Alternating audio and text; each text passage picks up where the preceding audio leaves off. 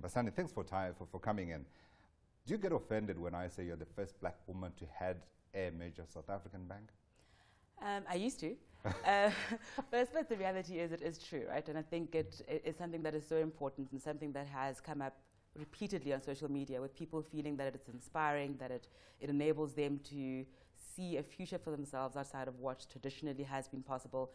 It's created so much hope, so much excitement, the sense of we're changing the country, the sense that women are starting to make a really meaningful contribution. So I think for that reason, it's really, really important. But I think there's no way from turning away from the fact that too often when we say somebody's the first this or the first that or the first the other thing, they automatically get treated very, very differently. Sure. And not always in positive ways. Which is why I think it is important at some stage to have a critical mass of women in positions of leadership, so we can start looking at them and judging them on a more fair and just platform instead of on a more skewed platform, which I think is currently the case. So you came in April 1, but you'd been there before. I just wanted to understand what your exco looks like. Are there many people like you? Are there many people like me? So there are 10 of us on our exco, and there are 3 black women on my exco currently, and 1 black man. Company. So it's, I think we're doing reasonably well from a transformation perspective, but like any other financial services company in the country, we can absolutely do a lot better. Sum up for me the scale of your challenge.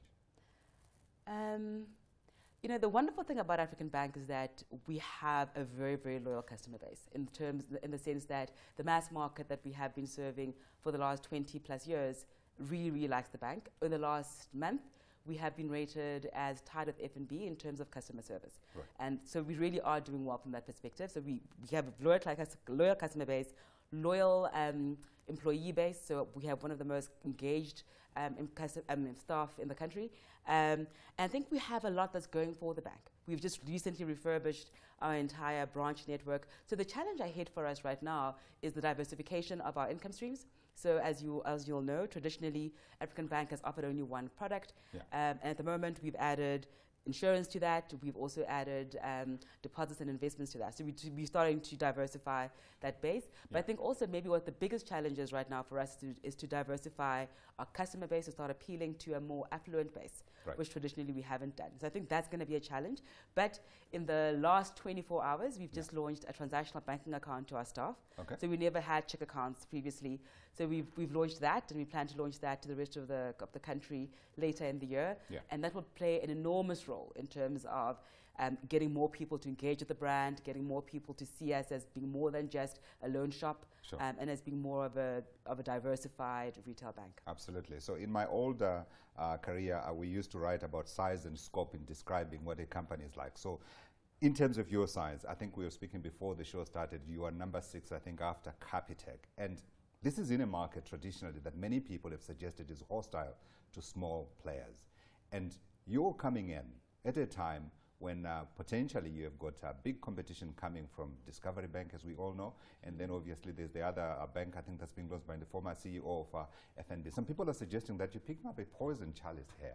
Do you think you're being given a very, I wanted to say difficult, but let's say impossible task to turn this around? Not at all. I think maybe the person who had the toughest job in turning this around was the former CEO. I think Brian took over a bank at a time when it was absolutely at risk. It was still during curatorship. A lot of work has yet to be done around deciding how it was going to be capitalized. Which assets were going to form the good bank versus the bad bank. And I think during that time, there's a lot of uncertainty about the future of the bank. But when I look at the bank now, there's no question that it is on a much more solid platform. We've released 3 sets now of positive growth and positive results into the market.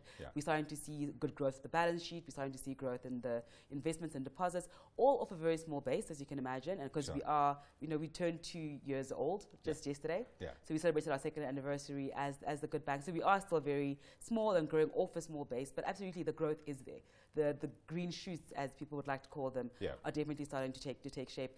And so I think in terms of our ability to be successful, as I said, because we've already got a good customer base, we're growing off a very, very good platform. Unlike, for example, Bank Zero, very, very good kind of, I suppose, PR, as Michael would say, because of Michael. But I think ultimately they've got a much steeper challenge, I would say, right? So at the moment, the key is everybody wants to be digital. I don't think there's an organization globally that's not trying to figure out what that means.